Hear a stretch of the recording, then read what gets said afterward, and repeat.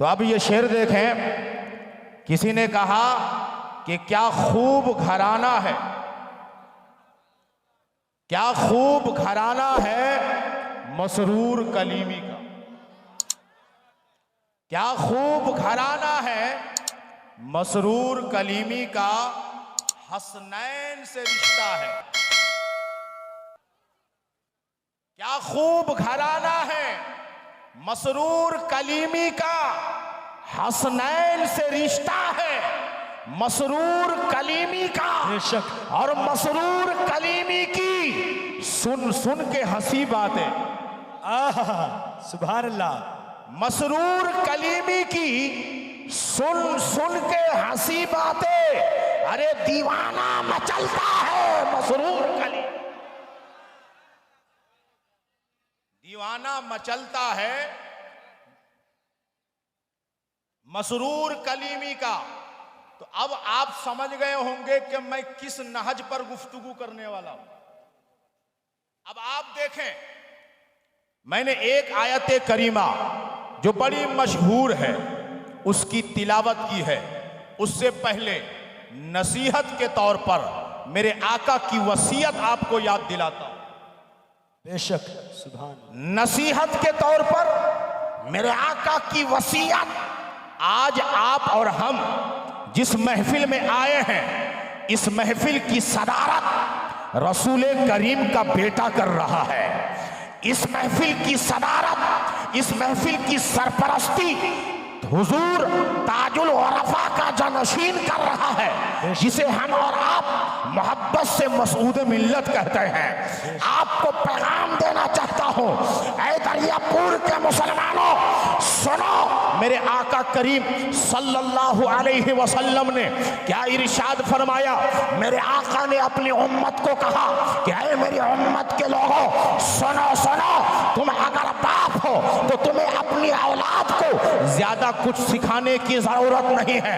मेरे आका ने फरमाया, ऐ मेरे गुलामों, ऐ मेरा कलमा पढ़ने वालों, अगर तुमने अपनी औलाद को 3 बातें सिखा दी तो तुम कामयाब हो गए और तुम्हारी औलाद भी कामयाब हो गई। अब अगर आप बारगाहे नबी में सवाल करेंगे, या रसूल अल्लाह फिदा का उम्मी वाबी, या रसूल अल्लाह मेरे माँ बाप आप पर कुर्बान, वो 3 बातें मैं क्या अपनी औलाद को सिखाऊं जिससे मैं कामयाब हो जाऊंगा और मेरी औलाद भी कामयाब हो जाएगी।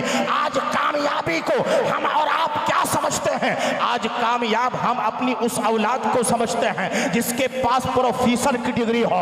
आज हम उस औलाद को कामयाब समझते हैं जिसके पास इंजीनियर की डिग्री हो। आज हम उस औलाद को कामयाब समझते हैं जिसके पास जो है बड़ी बड़ी डिग्रियां हो। मगर सुनो, मेरे आका ने जो कामयाब औलाद की पहचान बताई है और प्रोफेसर की डिग्री नहीं बताई, मेरे आका ने इंजीनियर की डिग्री नहीं बताई। मेरे आका ने फरमाया, अद्दिबू औलादकुम अला सलासी खिसाल। मेरे आका ने फरमाया कि ऐ लोगों, अपनी औलाद को 3 बातें सिखाओ। कितनी बात? सिर्फ 3, 1 2 3, सिर्फ 3 बात। आप अपनी जिंदगी में अपनी औलाद पर इसको अप्लाई करें। मैं कहता हूं आपकी औलाद यहां भी कामयाब है और वहां भी कामयाब है। अब आप देखो, मेरे आका ने फरमाया अपनी औलाद को 3 बातें सिखाओ। पहला क्या? जो हमें और आपको अपनी औलाद को सिखाना है, वो पहली बात क्या है? वो पहली बात क्या है जो अपनी औलाद को सिखाया जाए, अपनी औलाद को बताया जाए? तो मेरे आका फरमाते हैं, हुब्बु नबीयकुम। मेरे आका फरमाते हैं, ऐ लोगों, तुम्हें अपनी औलाद को इधर उधर की बातें सिखाने की जरूरत नहीं है।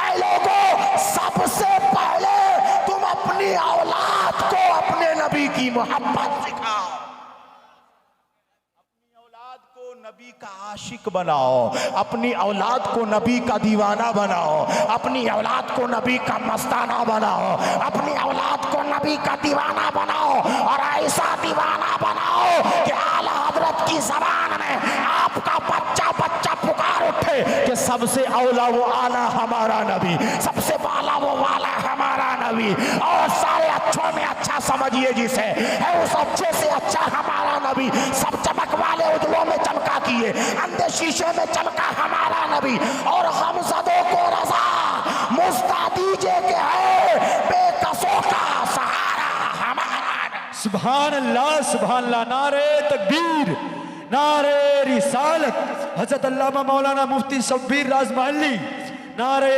तकबीर, नारे रिसालत। सबसे पहले क्या सिखाना है? ये वसीयत है, वसीयत जिसको मैं नसीहत के तौर पे बयान कर रहा हूं। बेशक ये नबी की वसीयत है। अपनी औलाद को सबसे पहले किसका आशिक बनाना है? नबी का आशिक, नबी का दीवाना। सबसे पहले अपनी औलाद को नबी का दीवाना बनाओ। गोया कि मेरे आका ने अपने उम्मत को यह पैगाम दिया कि ऐ लोगों, जब तुम्हारी औलाद इस दुनिया में आए, आंखें खोलने लगे, जब तुम्हारी औलाद को थोड़ा सा शऊर आने लगे, तब तुम्हारी औलाद कुछ समझने लगे, तो तुम उसे गाना मत सुनाना, तुम उसे गीत मत सुनाना, तुम उसे इधर उधर की कहानियां मत सुनाना, बल्कि सबसे पहले तुम अपने उस बच्चे, उस बेटी या उस बेटे के कान में किसी और की नात नहीं, मेरे आका की नात सुनाओ। जब आपका बच्चा बचपन से मेरे आका की नात सुनेगा तो वो गाना गाने वाला नहीं, मेरे आका की नात गुनगुनाने वाला आशिक बन जाएगा। सुभान अल्लाह, बेशक लाजवाब, सुभान अल्लाह। और दूसरी चीज, पहली चीज समझ में आ गई आप लोगों को? पहली चीज क्या सिखाना है? अपनी औलाद को नबी की मोहब्बत। अब आप मोहब्बत करना ही नहीं जानेंगे तो औलाद को कहां से सिखाएंगे? पहले मोहब्बत करने का तरीका भी तो आना चाहिए। नबी की मोहब्बत, जो नबी से मोहब्बत करेगा क्या वो नमाज नहीं पढ़ेगा? जो नबी से मोहब्बत करेगा क्या वो ज़कात नहीं देगा? जो नबी से मोहब्बत करेगा मालदार होके क्या वो हज को नहीं जाएगा? जो नबी से मोहब्बत करेगा क्या वो गरीबों की इमदाद नहीं करेगा? जो नबी से मोहब्बत करेगा क्या वो बाजारों में, दुकानों में बैठ बैठ कर एक कप चाय पीने के बहाने एक घंटा झूठ बोलेगा? जो नबी से मोहब्बत करेगा उसके अंदर तो सिद्दीक़ अकबर की झलक होगी। जो नबी से मोहब्बत करेगा उसके अंदर तो फारूक आजम की झलक होगी। जो नबी से मोहब्बत करेगा उनके अंदर तो उस्मान गनी की झलक होगी। जो नबी से मोहब्बत करेगा उनके अंदर तो मौला अली की झलक होगी। और आओ कलीमियों, मैं आपको पैगाम देना चाहता हूं, जो नबी का दीवाना होगा और वो कलीमी होगा तो उनके अंदर मसरूर मियां कलीमी की झलक नजर आएगी। बेशक। अब आप बताइए, मसरूर मियां कलीमी दाढ़ी रखते थे कि नहीं रखते थे? हाँ जी, दाढ़ी रखते थे। जन्नत में जाना है, जन्नत में दाढ़ी वाले जाएंगे कि बेदाढ़ी वाले जाएंगे? हाँ जी, जन्नत जाना है कि नहीं जाना है? जहन्नम तो नहीं जाना है? हाँ, जन्नत जाना है ना। तो जन्नत में तो हर इंसान को हजरत आदम की शक्ल में उठाया जाए। जन्नत में हर इंसान हजरत आदम की शक्ल में उठाया जाएगा, उनकी छवि उनको दी जाएगी और वो जन्नत में जाएगा। तो मुसलमानों, पता चला दाढ़ी रखने से चेहरे का नूर खत्म नहीं होता, बल्कि दाढ़ी रखने से सुन्नते मुस्तफा अपने चेहरे पर सजाने से आपके चेहरे का नूर खत्म नहीं होता, बल्कि दाढ़ी रखने से चेहरे का नूर दोबाला हो जाता है, दोबाला होता है। दूसरा पैगाम मेरे आका ने फरमाया, दूसरी चीज जो अपनी औलाद को सिखाना, दूसरी चीज क्या है? मेरे आका ने फरमाया वहुब्बु अहलु बैती। मेरे आका ने फरमाया दूसरी चीज जो आपको अपनी औलाद को नबी की मोहब्बत के बाद सिखाना है, वो चीज क्या है? नबी की औलाद की मोहब्बत। नबी की औलाद की मोहब्बत। नबी की औलाद समझ में नहीं आई, आपके समझाने के लिए कहूं तो सैयदों की मोहब्बत। आपके समझाने के लिए आसान जुमले में सैयदों की मोहब्बत। गोया के मेरे आका ने अपनी उम्मत को कहा कि ऐ मेरे गुलामों, ऐ मेरा कलमा पढ़ने वालों, सबसे पहले अपनी औलाद को मेरी मोहब्बत सिखा और उसके बाद अपनी औलाद को मेरी औलाद की मोहब्बत सिखाओ। जब तुम ये दो मोहब्बत में कामयाब हो जाओगे, अब मेरे आका फरमाते हैं अब अपनी औलाद को तीसरी चीज कुरान पढ़ना सिखाओ। पहले नबी की मोहब्बत, दूसरी नबी की औलाद की मोहब्बत, और जब इस मोहब्बत में आपकी औलाद परवान चढ़ जाए, अब कुरान पढ़ना सिखाओ। अब जब वो नबी का आशिक बनेगा, अब वो जब नबी की औलाद से मोहब्बत करने वाला बनेगा, अब जब वो कुरान पढ़ेगा तो कुरान वो नूरे मुस्तफ़ा लेकर के पढ़ेगा। वो कुरान नबी की औलाद की मोहब्बत को लेकर के पढ़ेगा, और जब वो कुरान का कारी बनेगा और जब नबी की मोहब्बत में डूबकर वो कुरान पढ़ेगा, तो सबसे बड़ी नात कुरान मेरे आका की उसे नजर आएगी। सबसे बड़ी नात, सबसे अच्छी नात, सबसे निराली नात। आज तक ऐसी नात किसी ने लिखी नहीं जैसी कि नात मेरे आका की अल्लाह ने उतारी है। अब ये तो वसीयत थी जो नसीहत के तौर पे मैंने आपको बता दी, मगर ऐ प्यारे, आप जिनकी महफिल में आए हो ना, इस महफिल का उन्वान है जश्न कलीमी। यही तो है ना, इसका उन्वान क्या है? जश्न कलीमी। अगरचे यहां उन्वान लिखा नहीं है, मगर लोगों के जबान पे ये उन्वान चल रहा है, ज़दे आम है ये उन्वान, जश्न कलीमी। अब आप कलीमी हैं, यहां पे नारा भी लग रहा था, सिलसिले कलीमी। क्या नारा लग रहा था? सिलसिले कलीमी नारा लगा। मगर यहां पे अगर 5 आदमी को मैं खड़ा कर दूं और कहूं कि आप जिनके मुरीद हैं उनसे ऊपर 5 का नाम बताओ, तो हालत खराब हो जाएगी। 5 का नाम बताया जाए तो लोगों की हालत खराब हो जाएगी। इसका मतलब क्या है? इसका मतलब यह है कि आप सिर्फ नारा लगाना जानते हो, आप सिर्फ मोहब्बत का दावा करते हो। अरे पीरों से मोहब्बत का आलम तो ये होना चाहिए कि आप अपने पीर की मोहब्बत में फना हो जाओ, पीर की मोहब्बत में फना हो जाओ। आज अहले सुन्नत के स्टेजों से भी ये बात कही जा रही है कि मुरीद होना इतना जरूरी नहीं है, जबकि ये बात अहले सुन्नत के स्टेज से नहीं होनी चाहिए। बात समझ रहे हैं आप? मैं आपको बताना चाहता हूं, आज अगर आप मौलाना शब्बीर की तकरीर सुन रहे हैं तो ये मुरीदी का नतीजा है, ये मुरीदी का नतीजा है। आज आपके बंगाल के गली गली कूचे कूचे करिया करिया के अंदर जो महफिलें सज रही है, ये पीरों की आमद का नतीजा है कि उनके दामन से लिपटकर सुन्नी मुसलमानों ने अपने ईमान की हिफाजत की है। तो आज बंगाल के गली गली में सुन्नियत का बोलबाला नजर आ रहा है, सुन्नियत का बोलबाला नजर आ रहा है। और आप कहते हैं पीरी मुरीदी इतनी जरूरी नहीं है। आओ मैं आपको बताता हूं पीरी मुरीदी कितनी जरूरी है। पूछो सरकारे कलीमी से, पूछो कासिम अली कलीमी से। उनसे भी आपके एक मुरीद ने पूछा कि हजरत ये मुरीद होना कैसा है, क्या जरूरी है, करना ही पड़ेगा।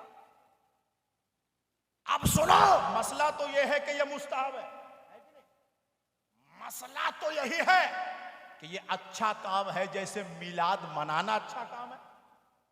मगर हर साल हम मिलाद मनाते हैं, हर साल जुलूसे मिलादुन नबी निकालते हैं, यह अच्छा काम है। वैसे ही मुरीद बनना अच्छा काम है, मगर इसकी बरकत बहुत ज्यादा, इसकी बरकत बहुत ज्यादा। कासिम अली कलीमी से पूछ लिया गया कि हुजूर जरा इतना तो बताइए कि मुरीद होना कैसा है, क्या मुरीद होना कुरान से साबित, क्या मुरीद होने की दलील कुरान में मौजूद? अब कासिम अली कलीमी ने दलील मुरीद होने की कुरान से दिया, कुरान से दिया, कुरान से।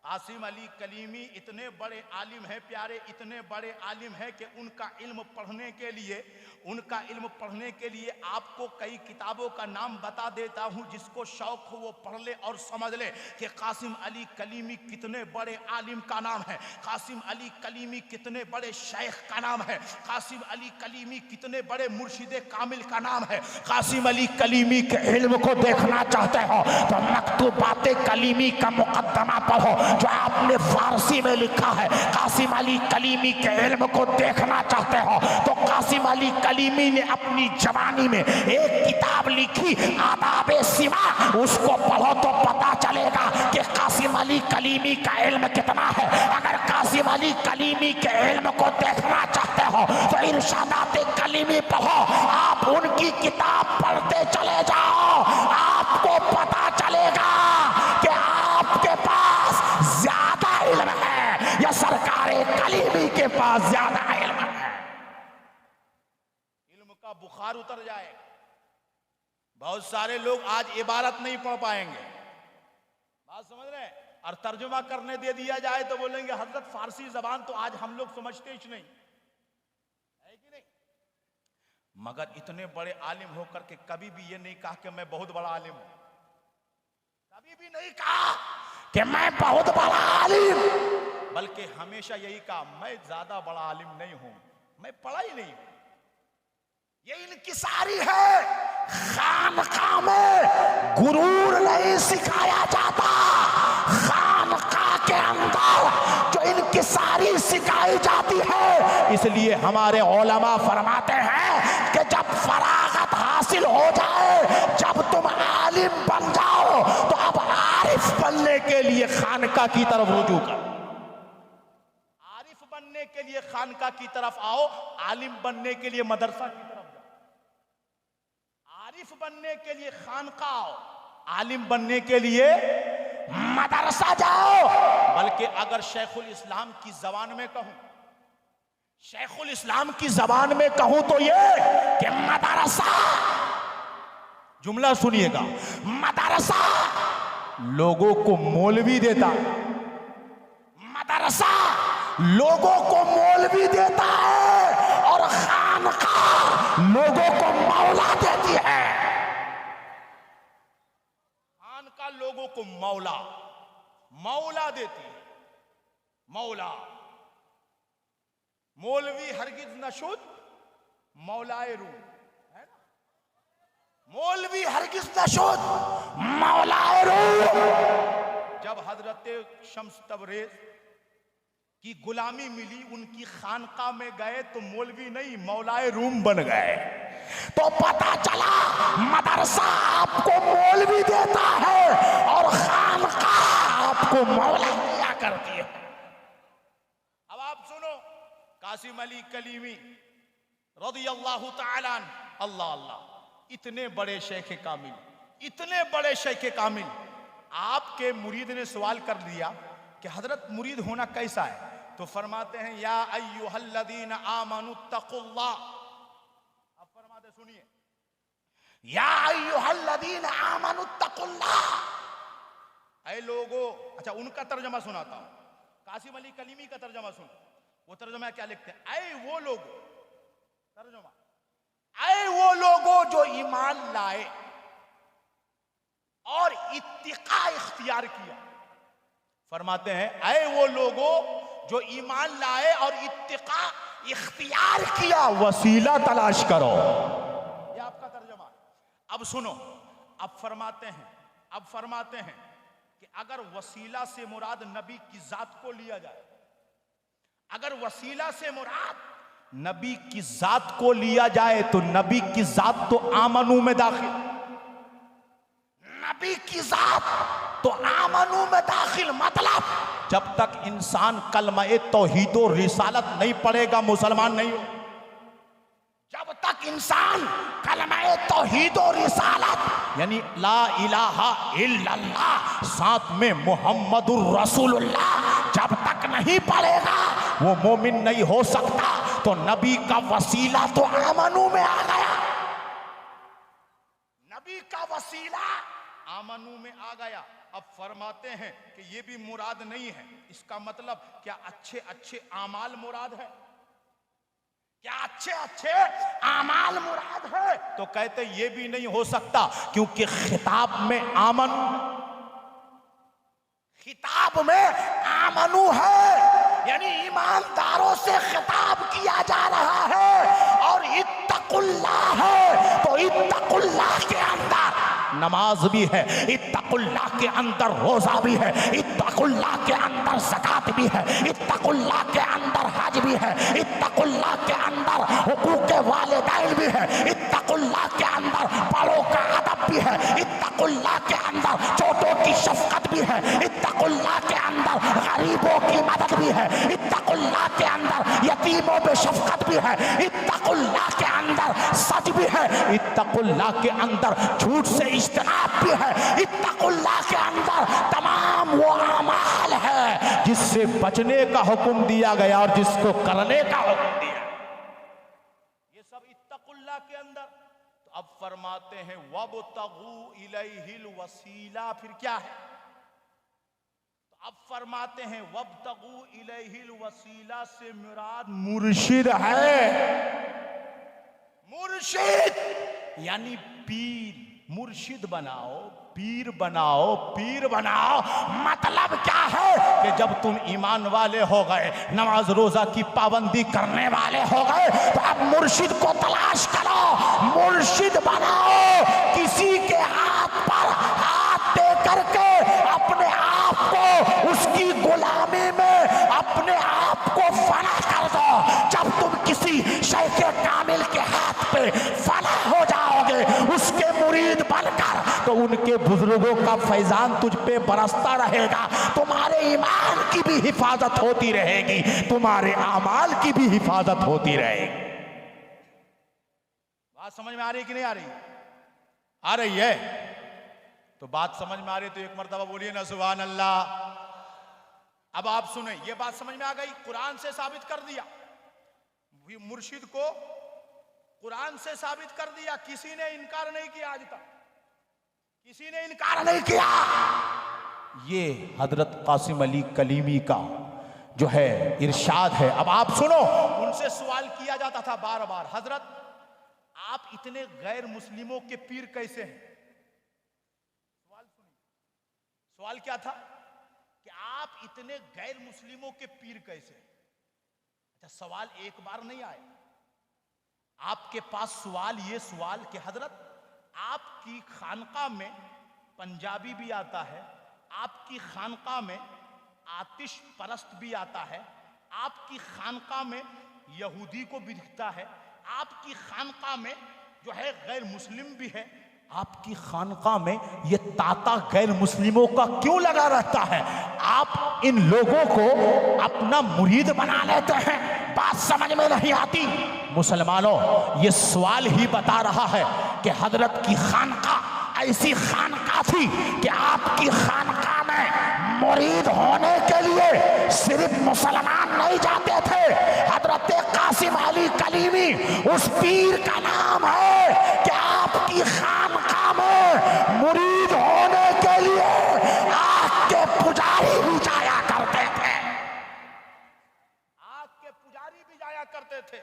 अब आप अपने मुरीद को, उनके मुरीद ने एतराज किया था, उनके मुरीद ने, हजरत इतने सारे लोग जाते हैं, क्योंकि वो मुरीद अभी फना फिश शेख की मंजिल पे फाइज नहीं था, यानी हजरत की उतनी कुर्बत उनको नहीं मिली थी, और हजरत की कुर्बत मिलेगी भी कैसे? हजरत ने अपने मुरीदों को तरबियत कैसी दी है।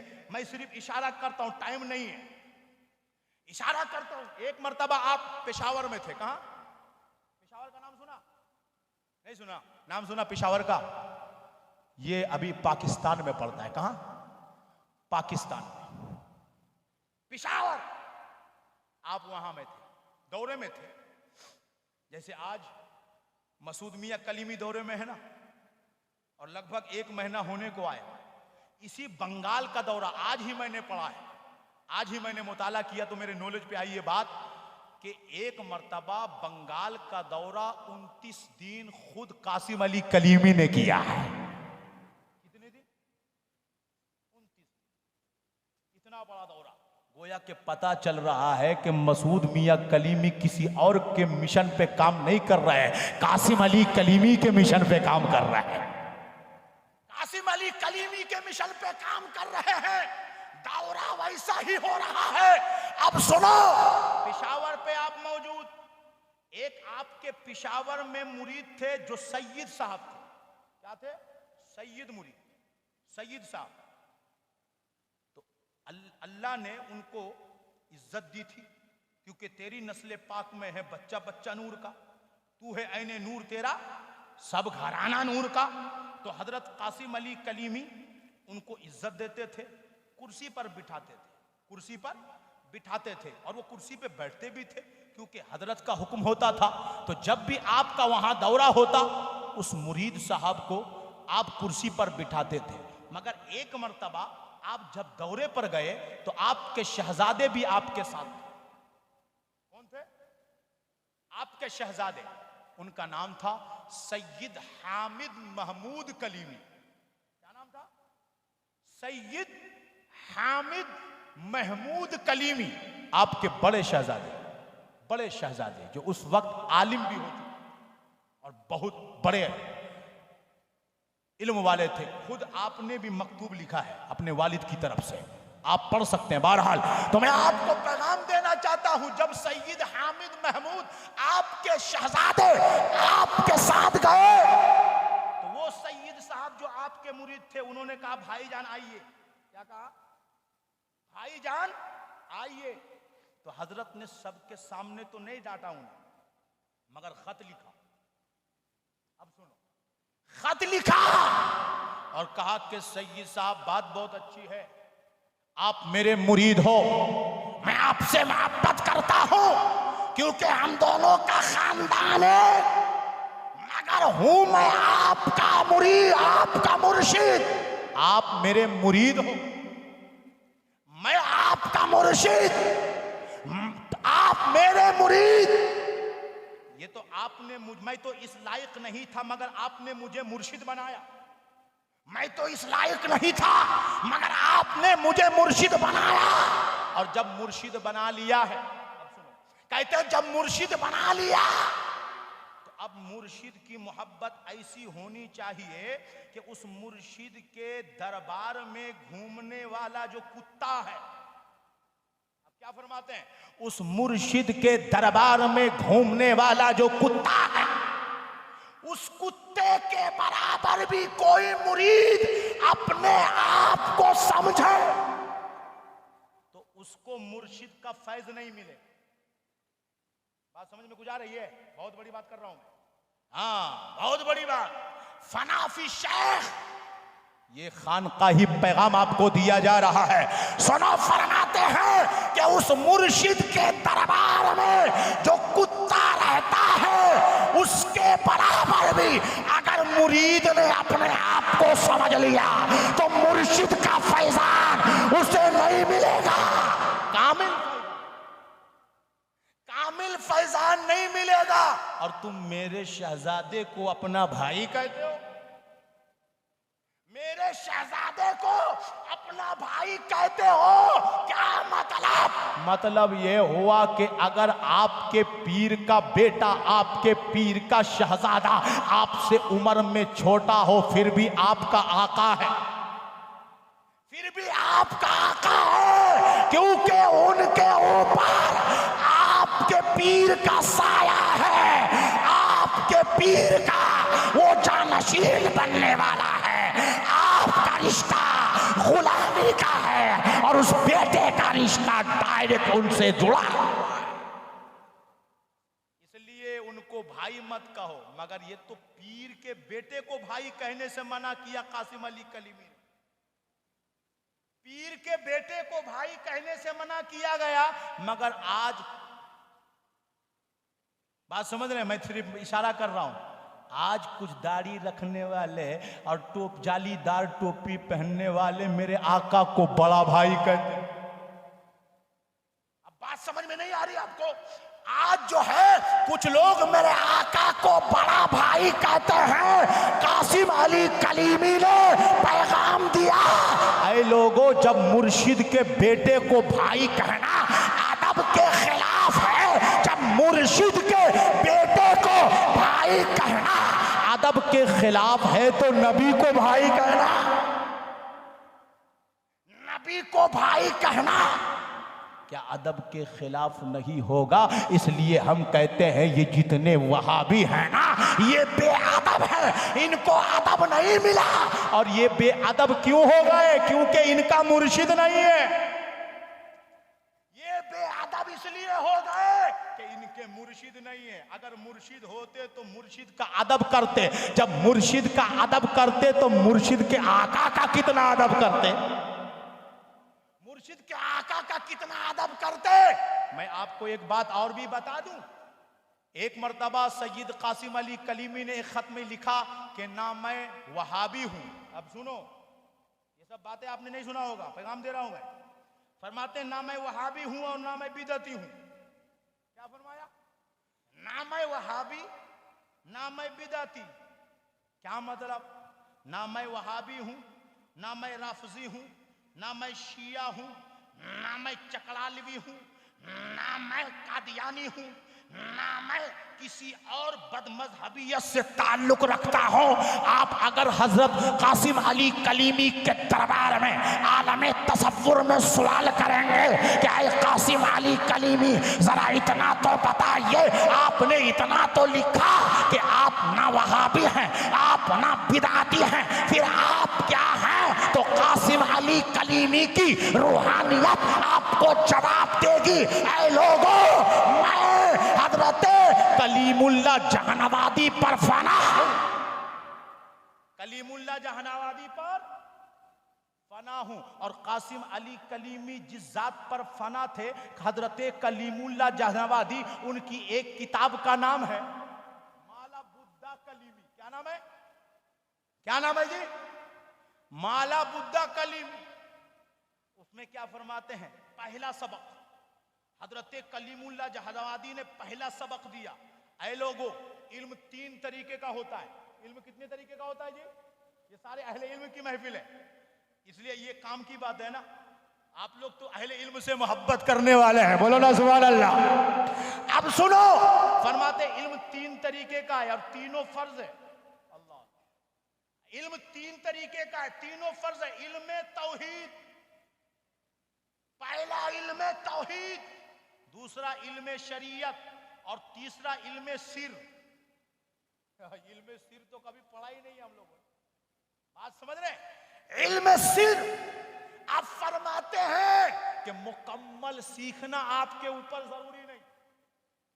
सबको मुकम्मल सीखना जरूरी नहीं, बल्कि फरमाते हैं कि तुम कम से कम इतना इल्म सीख जाओ कि अल्लाह एक है, अल्लाह वहदहू ला शरीक है, उसका कोई शरीक नहीं है, उसका कोई हमपल्ला नहीं है, उस जैसा कोई नहीं है। वो यकता है, अल्लाह मालिक है, अल्लाह राज़िक है। उसके बाद फरमाते हैं तुम्हें कम से कम इतना इल्म होना चाहिए या तुम्हारा अकीदा ऐसा होना चाहिए जो अहले सुन्नत व जमात का अकीदा।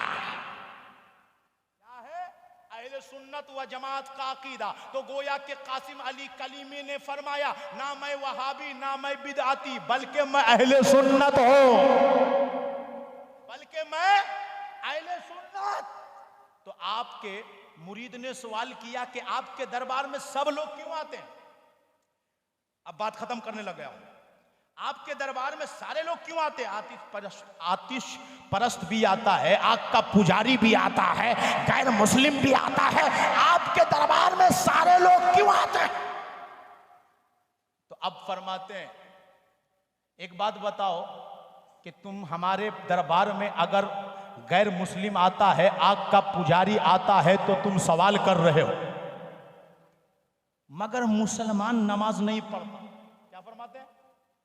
मुसलमान नमाज नहीं पढ़ता, मुसलमान ज़कात नहीं देता, मुसलमान हज नहीं करता, मुसलमान जो है अय्याम रमजान में रोजा सही से नहीं रखता। कभी इन पर सवाल किया? कभी इन पर सवाल किया? बल्कि मुझे एक बात और याद आ गई, सुनो कलीमियों, खानकाए कलीमी का पैगाम सुनो, और कलीमियों को कैसा होना चाहिए ये पैगाम सुनो। कासिम अली कलीमी फरमाते हैं, जब मुर्शिद को अपने किसी यारे तरीक़त पर भरोसा हो जाता है, इत्मीनान हो जाता है कि उसने मुर्शिद के हाथ पर बैत करते वक्त जो वादा किया था कि हर छोटे बड़े गुनाहों से बचता रहूंगा, हर छोटे बड़े गुनाहों से बचता रहूंगा, और उनको जो जिक्र दिया गया, जो फिक्र दी गई, उस पर वो अमल करता रहता है, और जब वो तरक्की पे तरक्की करता रहता है तो उसका मुर्शिद उसे खुश होकर खिलाफत देता। क्या फरमाया? उसे खुश होकर खिलाफत देता है। तो अब जब मुर्शिद अपने किसी यार को, यानी यारे तरीक़त को खिलाफत दे दे, तो उस खलीफा को अपने मुर्शिद का नाइब समझो, अपने मुर्शिद का नाइब समझो। अगर मुर्शिद मौजूद नहीं है तो उस नाइब से सवाल किया करो, शरई मसला उसकी तरफ रुजू करके हल कर लिया करो। उसके बाद फरमाते हैं कि ऐ लोगों सुनो, अगर वो खलीफा भी कभी वादा खिलाफी कर दे, अगर वो खलीफा भी कभी वादा खिलाफी कर दे, फरमाते हैं वादा खिलाफी का मतलब यह है कि वो नमाज में सुस्ती करे। क्या? नमाज में सुस्ती करे, नमाज में काहिली करे। आज मगरिब की नमाज नहीं पढ़ा, ईशा में वो नमाज पढ़ रहा है, ईशा की नमाज नहीं पढ़ा, फजर में वो नमाज पढ़ा, यानी कज़ा ना करे, सुस्ती करे। मगर नमाज पढ़ता हो, मगर नमाज में काहिली करता हो, सुस्ती करता हो, वो भी कभी कभी, कभी कभी सुस्ती करता हो, हमेशा सुस्ती नहीं करता हो, कभी कभी सुस्ती करता हो, कभी कभी काहिली करता हो। तो अब फरमाते हैं वो खलीफा ना रहा। क्या फरमाते हैं? वो खलीफा ना रहा। उससे मुरीद होना तो दूर की बात है, ये पूछो कि उनकी बात भी बाकी है कि नहीं। अल्लाह, ये पूछो कि उनकी बात भी बाकी है कि नहीं। तो एक खलीफा अगर नमाज में सुस्ती करे तो कलीमी पैगाम यह है कि उनकी खिलाफत खत्म हो जाती है। जब आप मसरूर मियाँ कलीमी से बैत हुए थे, या जब आप दूल्हा मियाँ कलीमी से बैत हुए थे, या आप जब मसूद मियाँ कलीमी से बैत हुए थे, अच्छे तरीके से बताना प्यारे, तब से आज तक आपने नमाज कितनी मर्तबा छोड़ी है। काहिली की तो दूर की बात है, किसी ने 5 वक्त की तो दूर की बात है, किसी ने 5 साल से नमाज नहीं पढ़ी, किसी ने 10 साल से नमाज नहीं पढ़ी, किसी ने 15 साल से नमाज नहीं पढ़ी, किसी ने 20 साल से नमाज नहीं पढ़ी। इसलिए प्यारे मुसलमानों, कलीमी पैगाम यह है, खान का है कलीमी का पैगाम यह है कि तुमने अपने पीर से जो वादा किया है कि हर छोटे बड़े गुनाहों से बचता रहूंगा, नमाज छोड़ना छोटा गुनाह नहीं है, गुनाह कबीरा है। इसलिए अगर तुम सच्चे कलीमी बनना चाहते हो, जब जब नमाज का वक्त आए, कहीं और जाने की जरूरत नहीं, मस्जिद जाने की जरूरत, कहीं और जाने की जरूरत नहीं, आपको मस्जिद जाने की जरूरत है। मस्जिद जाकर के मस्जिद को आबाद करो, तो पहला पैगाम तो ये दिया कि मुसलमान नमाज नहीं पढ़ता, मुसलमान रोजा नहीं रखता, मुसलमान ज़कात नहीं देता, मुसलमान हज नहीं करता। आपने कभी इन मुसलमानों से पूछा है कि कैसे मुसलमान हो? मेरी खानका में अगर गैर मुस्लिम आ गया तो सवाल करते हो? मेरी खानका में अगर गैर मुस्लिम आ गया तो सवाल करते हो? उसके बाद एक पैगाम देते हैं। आजकल तो बहुत सारे लोग अपने पीर को खुदा कहते हैं। हाँ, ये पैगाम कौन ने दिया है? ये पैगाम हजरत कासिम अली कलीमी ने दिया। उस जमाने में बहुत सारे लोग अपने पीर को खुदा कहते थे, तो कासिम अली कलीमी ने कहा इनसे सवाल करो ये मुसलमान है कि नहीं। गोया के पता चला कलीमियों का पैगाम या खानकाहे कलीमी का पैगाम ये नहीं है कि मुर्शिद को खुदा समझा जाए, बल्कि कलीमी खानका का पैगाम यह है खुदा को खुदा समझा जाए, बंदे को बंदा समझा जाए। खुदा को खुदा समझा जाए, बंदे को बंदा समझा जाए। उसके बाद फरमाते हैं, आपने इनसे कभी सवाल किया? बहुत सारे लोग अपने, अभी मैं पैगाम दे रहा हूं, सिर्फ किनका पैगाम दे रहा हूं? सरकारे कासिम अली कलीमी का पैगाम दे रहा हूं। सरकारे कासिम अली कलीमी कौन है? मसरूर मियां कलीमी, हजरत मसूद मियां कलीमी के पीर का नाम है। मसरूर मियां कलीमी के पीर का नाम सैयद हुसैन मियां कलीमी है, जिनको आप लोग दूल्हा मियां कलीमी के नाम से जानते हैं। उनके पीर का नाम सैयद कासिम अली कलीमी है। उनके पीर का नाम सैयद जुबैर चिश्ती है। उनके पीर का नाम शरफुद्दीन चिश्ती है। उनके पीर का नाम हसनु मुहद्दिस दहलवी है। उनके पीर का नाम फखरुद्दीन चिश्ती है। उनके पीर का नाम निजामुद्दीन चिश्ती है। उनके पीर का नाम कलीमुल्लाह चिश्ती है। बात समझ में आ रही है? अरे बात समझ में आ रही है तो बोलो ना सुभान अल्लाह। बिल्कुल कलीमी रंग में मैं पैगाम दे रहा हूं, बात समझिए। उसके बाद फरमाते हैं, बहुत सारे लोग अपने पीर की तस्वीर को दलाइलुल खैरात में रखते हैं। किसमें रखते हैं? दलाइलुल खैरात का कभी नाम सुना है? पहले दलाइलुल खैरात की इजाजत ली जाती थी, आलिम लोग समझते हैं। दलाइलुल खैरात की पहले इजाजत ली जाती थी, उसमें मेरे आका पर खूब खूब दुरूद पढ़ा गया। मेरे आका पर खूब खूब दुरूद पढ़ा गया। तो हजरत कासिम अली कलीमी फरमाते हैं कि नौबत तो यहां तक आ पहुंची कि बहुत सारे सूफी कहलाने वाले कूफी फरमाते हैं, ऐसे सूफियों के मुरीद अपने पीर की तस्वीर को दलाइलुल खैरात के अंदर रखते हैं बरकत लेने के लिए। ऐसे पीर के मुरीद अपने पीर की तस्वीर को कुरान के सिपारों के अंदर रखते हैं। ऐ मुझसे सवाल करने वालों, जरा इतना तो बताओ, क्या ऐसे लोग मुसलमान हैं? मतलब कासिम अली कलीमी ने बताया कि पीर की तस्वीर को दलाइलुल खैरात में रखने की जरूरत नहीं है। पीर की तस्वीर को आपको कुरान के सिपारों में रखने की जरूरत नहीं है। पीर की तस्वीर को किसी किताब के अंदर रखने की जरूरत नहीं है। अरे आप अपने पीर के इश्क में ऐसा फना हो जाओ, ऐसा फना हो जाओ कि आपके पीर की तस्वीर किताबों में नहीं, आपके दिल में होनी चाहिए। किताबों में नहीं, आपके दिल के अंदर होनी चाहिए। फनाफी शेख की मंजिल पर पहुंचो। उसके बाद फरमाते हैं, अब सुनो, जब तुमने सवाल कर ही लिया तो अब मैं जवाब देता हूं। ये जो तुम समझते हो कि मेरे दरबार में, मेरी खानका में, अच्छा एक बात और है, बहुत सारा मलफूज छोड़ रहा हूं मैं, बात लंबी हो जाएगी। इरशादात आपके बहुत हैं, उसमें एक बात बहुत इंपॉर्टेंट याद आ गई, उसको भी सुन लीजिए। फरमाते, क्या फरमाते हैं? फरमाते हैं आप आप फरमाते क्या है लोगों, जरा इतना बताओ मुझे, आज लोग किसी को मुवहिद बना नहीं पाते। क्या फरमाते हैं?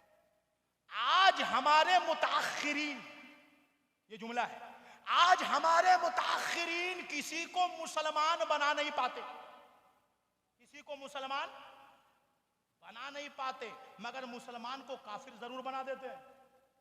क्या कहा?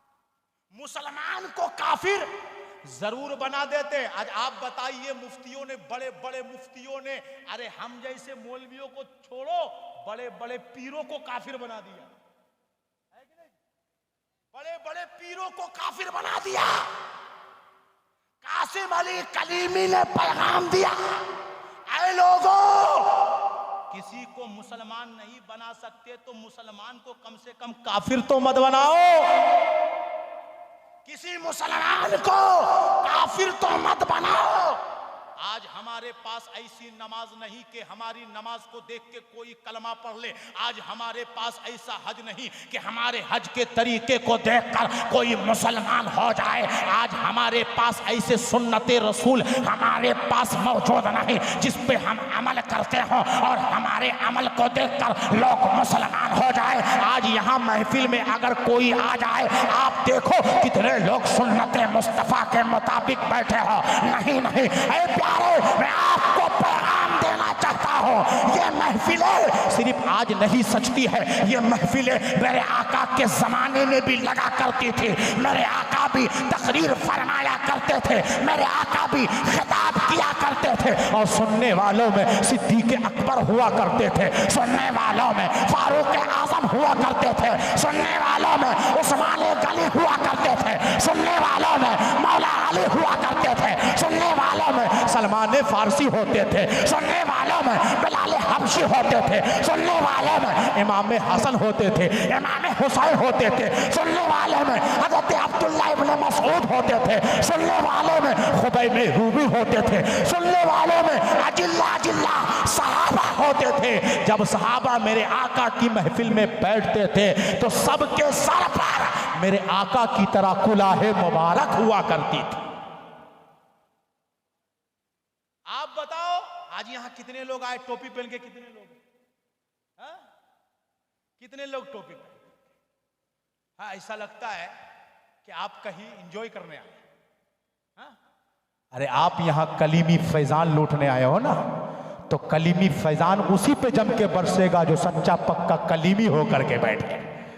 अब आप सुनो आखिरी पैगाम, हजरत सैयद कासिम अली कलीमी फरमाते हैं कि ऐ लोगों, अगर तुम किसी को मुसलमान नहीं बना सकते तो किसी को काफिर भी मत बनाओ। अब तुम एतराज करते हो कि मेरी खानकाह में आग का पुजारी क्यों आता है, मेरी खानकाह में सिख क्यों आता है, मेरी खानकाह में ईसाई क्यों आता है, तो सुनो, मेरी खानकाह में आता ईसाई जरूर है, मेरी खानकाह में आता पुजारी जरूर है, मेरी खानकाह में आता गैर मुस्लिम जरूर है, वो आता है गैर मुस्लिम होकर, मगर कासिम के पास जाता है मुसलमान होकर।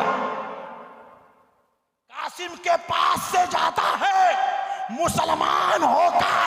तो आपका सिलसिला रिश्ता, आपका सिलसिला कलीमी, उस सिलसिले का नाम है कि सरकारे कलीमी के दरबार में एक गैर मुस्लिम नहीं बल्कि लाखों गैर मुस्लिम आकर ईमान की दौलत से मालामाल होकर के गए हैं। कासिम अली कलीमी ने पैगाम दिया है, ऐ लोगों, हमारा रिश्ता काफिर बनाने वालों से नहीं है, हमारा रिश्ता मुसलमान बनाने वालों से है, हमारा रिश्ता ईमान की दौलत बांटने वालों से है, हमारा रिश्ता नफरत का नहीं है, हमारा रिश्ता मोहब्बत का रिश्ता है। वाखिरु दावाना अनिल हम्दुलिल्लाहि रब्बिल आलमीन।